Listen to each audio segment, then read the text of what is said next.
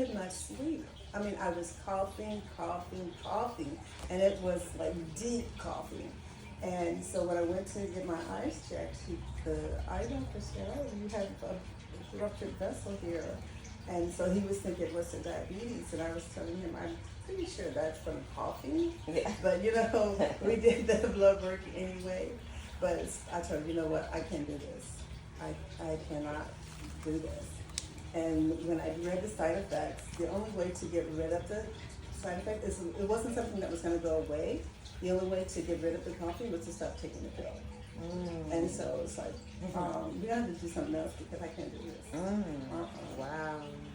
And then my son would come and stand in, when he was living with me, he would come and stand in, my bedroom door and look at me with like, were you looking at me like I did something wrong?